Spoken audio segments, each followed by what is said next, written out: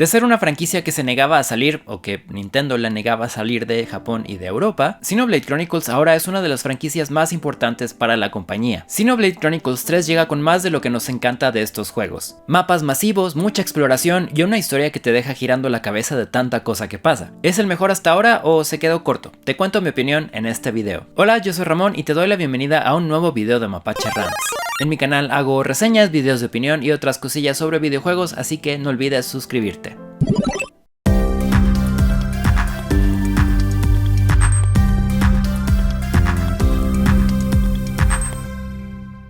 Antes de hablar específicamente de Xenoblade Chronicles 3, creo que vale la pena platicarte un poquito sobre la historia de esta franquicia. Más adelante tocaremos el tema sobre si es necesario jugar Xenoblade 1 y 2 para disfrutar de este juego, no te preocupes, pero esto es más por si no andas muy al tanto de lo que es Xenoblade. Xenoblade Chronicles, la franquicia, son RPGs de acción desarrollados en exclusiva para consolas de Nintendo. El primero, como mencionaba, se lanzó en Japón y se localizó para Europa, pero Nintendo de América se negaba a lanzarlo de este lado. Esto provocó un movimiento llamado Operation Rainfall, donde los fans pedían que se lanzaran los 3 RPGs que salieron ya al final de la vida de Wii, entre ellos Xenoblade Chronicles. ¿Por qué? Pues básicamente toda la audiencia a la que llegó en Europa hablaba maravillas del juego. Su historia, la escala del mundo, el diseño de niveles y personajes, y en esas fechas, a diferencia de ahora, los RPGs japoneses de calidad no siempre salían en consolas de Nintendo, y este era exclusivo, lo que molestaba aún más. Para no hacerles el cuento largo, Nintendo por fin accedió y lanzó el juego para Wii en América, lo que ayudó a establecerla como una de las fuertes de Nintendo.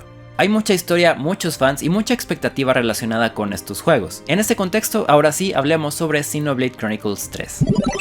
Aquí nos encontramos con dos naciones en perpetuo conflicto, Keves y Agnus. No nos dejan muy claro por qué, pero el objetivo de ambas es destruir a la otra porque cada vida que toman llena sus relojes de llamas, un medidor del cual dependen las raciones y calidad de vida de cada colonia. Básicamente pelean para sobrevivir. Lo curioso es que estos soldados solo viven un corto tiempo y, de llegar al máximo, son honrados con una ceremonia ante sus respectivas reinas. Esto es el mundo de Aionios y lo único que conocen sus habitantes. Nuestros protagonistas vienen de ambas naciones. Noah, Uni y Lance vienen de Keves, mientras que Mio, Taion y Senna vienen de Agnus. Normalmente la cooperación entre ambas facciones es imposible, pero en una misión se encuentran con cierta persona que, como última medida, les otorga un poder misterioso. Uroboros, que los libera del yugo de sus facciones y al mismo tiempo los convierte en sus enemigos. Ahora deberán aprender a poner sus diferencias a un lado y aprender a convivir e investigar más sobre este poder que les dieron. Pero recordemos que es un juego de Xenoblade, así que no será así de simple. Obviamente no te voy a spoilear los giros de la historia ni nada, pero sí me gustaría hablar de los temas que toca y el cómo se desarrolla. Para empezar, y esto no me pasó con Shulk o Rex de los juegos anteriores, pero me identifiqué un poquito con Noah, por la manera en la que ve el mundo. Es decir, se cuestiona si realmente su manera de vivir es lo único que hay o es la manera correcta, y en contraste, por ejemplo, está Lance, a quien le cuesta mucho hacer esto, especialmente cuando se ven obligados a dejar atrás todo lo que conocen. Los antagonistas, sin decir mucho, representan muy bien ciertos temas con los que creo que muchas personas se pueden identificar. En general, la dinámica del grupo está muy bien lograda. Hay muchos momentos donde a través de sus pláticas o peleas puedes entender mejor qué es lo que están pensando o con qué están teniendo problemas. Taion es uno de los personajes más cuadrados del grupo y está en constante fricción con otros que se adaptan con facilidad,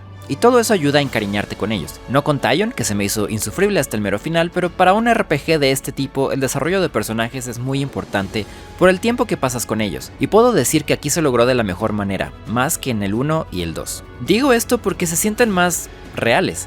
Sí, por ser más honestos y mostrar sus problemas, pero también porque lograron un balance entre la dinámica del grupo del 1, que era en general más seria, y el del 2, que se fue full anime con personajes pervertidos, escenas donde alguien cacha a otro cambiándose de ropa y cosas así. En el 3 rescataron lo mejor de eso y eliminaron momentos problemáticos que no aportan mucho. Además de los protagonistas, también conocerás a muchísimos otros personajes en Aionios. Con algunos podrás hablar y conocer su punto de vista, y otros te darán misiones secundarias. Hay ciertos personajes llamados héroes que puedes reclutar para que sean un séptimo miembro en el combate, que tienen misiones muy desarrolladas, con doblaje y todo.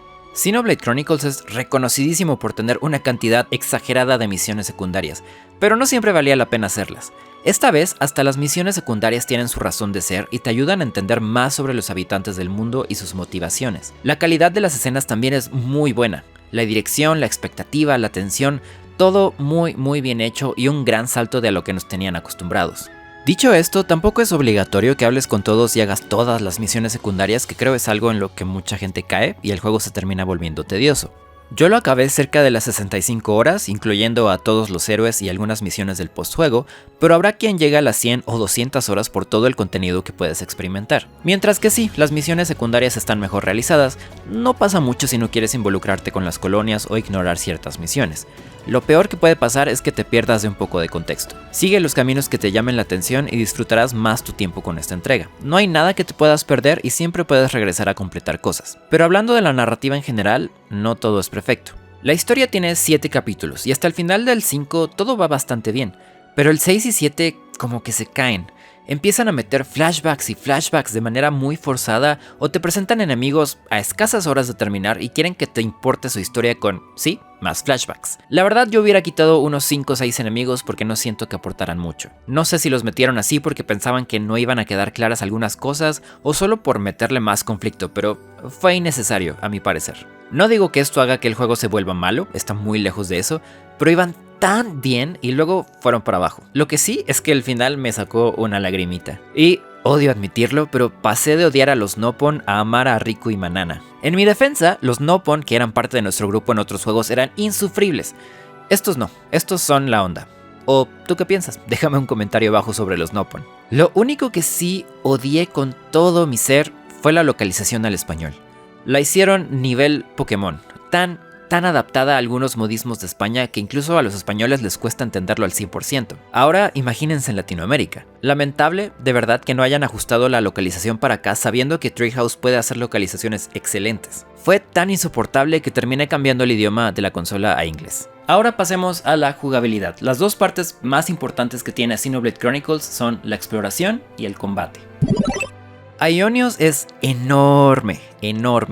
No es un mundo abierto, está separado por zonas, pero igual la escala te deja boquiabierto como suelen hacer estos juegos. Las misiones tanto de historia como secundarias se marcan en el mapa y hasta hay una guía adicional que te indica la ruta más directa para llegar a ellas, pero solo ir de punto A a punto B aquí no es lo ideal porque te perderías de mucho. Hay lugares y misiones ocultas, objetos por encontrar, acertijos y monstruos especiales con los cuales pelear. Las vistas a las que puedes llegar son increíbles. Y algo menor pero genial es que aunque no es mundo abierto puedes ver otras zonas y elementos desde puntos altos de la zona en la que te encuentras. Un detalle muy bueno para ayudar a ese sentimiento de escala. Lo que sí criticaría es que todas las zonas se sienten un poquito similares. En el 2, por ejemplo, había lugares súper bonitos y muy fantasiosos como con paredes moradas y lucecitas y eso.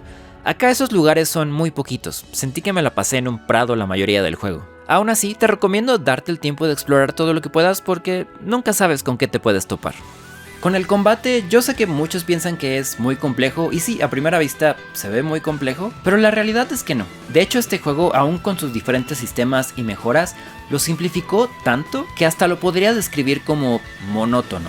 Pero vamos por partes. Al inicio del juego, cada personaje tiene una clase asignada y ciertas habilidades, llamadas artes, que pueden usar en combate. Si no usas ninguna, solitos hacen ataques normales, por eso al inicio parece que están pasando muchas cosas, pero la realidad es que están atacando solos. Después se desbloquea el sistema de clases que te permite usar la de otro personaje, y eso, claro, incluye artes distintas. El punto de esto es poder cubrir debilidades o ajustarlas a tu estilo de juego. Luego también te permiten cambiar de personaje activo durante el combate, lo cual es útil si, por ejemplo, ves que los que curan no están haciéndolo bien, o no se están activando ciertos combos que necesitas. Algo importante es que las artes se recargan de manera distinta y esto viene directamente de Xenoblade 1 y 2. Si el personaje es de Keves, sus artes se recargan esperando cierto tiempo. Si viene de Agnus, se recargan cada que el personaje autoataca. También los personajes de Keves solo pueden equipar artes adicionales de clases de Agnus y viceversa. Cuando tienes equipadas artes de otras clases puedes fusionar los ataques y es como si hubieras usado los dos al mismo tiempo. Después vienen los ataques en cadena que sí son un poco más complejos de entender y el sistema Uroboros. Este último te permite fusionarte con otro de los personajes de tu grupo y utilizar artes y habilidades mucho más poderosas que, a su vez, puedes ir mejorando conforme vas avanzando en el juego. Alrededor de todo el combate hay sistemas de accesorios, gemas que puedes reutilizar con quien quieras y te dan efectos como más potencia en artes de curación o más ataque, habilidades que puedes ir consiguiendo al usar otras clases, sí hay varias cosas. Aquí suena a demasiado porque estoy abarcando todo en unos cuantos segundos, pero el juego te va soltando todos estos sistemas poco a poco. Pero te decía que lo sentí monótono y es que una vez que el juego termina de explicarte todo, siempre es lo mismo. Lo que más varía es lograr los ataques en cadena porque si los haces bien son millones de puntos en daño, pero de ahí en fuera todo es igual.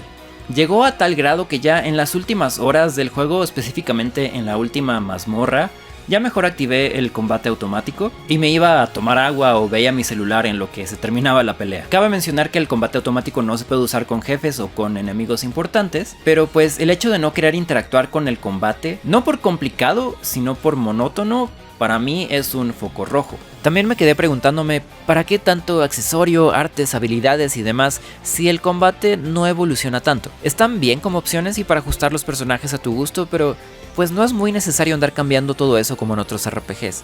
Los jefes rara vez varían sus ataques o estrategias como para hacer ajustes específicos y aún así no es tan necesario. Fuera de casos especiales dejaba que el juego equipara todo automáticamente. Lo que sí es que hace muy buen trabajo de explicarte todo, tanto con avisos como con tutoriales llamados simulacros. Los juegos anteriores te aventaban al ruedo y no te daban esto. En el 2 por ejemplo tuve que buscar una guía para entender uno de los sistemas avanzados. Pero aquí si algo no te queda claro puedes utilizar los simulacros y eso ayuda bastante. Y ahora, la pregunta del millón. ¿Debo haber jugado los juegos anteriores de Xenoblade para entender este? Xenoblade Chronicles X para Wii U, definitivamente no. Pero con el 1 y el 2 es un poco complicado de contestar sin entrar en spoilers, pero haré el intento. Sí están relacionados, esto es obvio desde que ves la portada del juego o la pantalla del título, pero creo que sí puedes jugar el 3 sin jugar los anteriores porque te explican la cultura y mitología del juego aquí mismo. Pero si jugaste el 1 y 2, definitivamente la experiencia se eleva. La curiosidad de saber por qué hay elementos, razas y hasta sistemas de los mundos anteriores en este otro me mantuvo pegado jugándolo para saber más. Al final hay un par de escenas donde te conviertes en el meme de Leonardo DiCaprio si los jugaste, pero tampoco son importantísimas. Son guiños, a lo mucho. Jugar el 1 y el 2 antes del 3 sería una tarea monumental y creo que te cansarías con uno solo. Ni hablar de jugar los 3 seguidos porque estos juegos son larguísimos. Así que si te interesa jugar el 3, yo digo que adelante. Siempre puedes regresarte a jugar los anteriores ya con más tiempo y calma. Al final tendrás más contexto, pero de nuevo la historia de Xenoblade Chronicles 3 tiene sentido por sí misma. Xenoblade Chronicles 3 se me hizo un juego increíble. Cambiaron y optimizaron muchas cosas de los juegos anteriores como la exploración, las misiones secundarias y sí, el combate, aunque creo que lo dejaron un poco más de tiempo en el horno y pues no salió tan bien. Disfruté mucho la historia, pero más que nada a sus personajes, sus interacciones y sus vivencias, aun con que no lograron mantener el mismo nivel todo el juego. Tendrá sus detalles por aquí y allá, incluyendo problemas de rendimiento de repente, que se caen los cuadros o que en modo portátil se sigue viendo un poco borroso, pero claramente esta es una evolución del desarrollador, tomando en cuenta los comentarios de sus jugadores, mejorando prácticamente todos los sistemas del juego. Siento que muchos aspectos son así, tomaron los mejores elementos de los juegos anteriores, los optimizaron y los integraron en este, pero hasta en el apartado artístico mejoraron, como con el diseño de personajes, que es mucho mejor que el del 2. Repito, que no te asuste el combate y todo eso, se ve más complejo de lo que es. Si estás dispuesto a darle una oportunidad, te espera una aventura épica que se quedará contigo mucho tiempo. Y aún al terminarlo hay un postjuego con más misiones, más héroes, super jefes y todo el rollo. Lo recomiendo bastante, ya sea para veteranos de la franquicia o personas que apenas están interesando. Ambos grupos encontrarán una gran experiencia. Eso es todo por ahora, nos vemos en el siguiente video. Bye.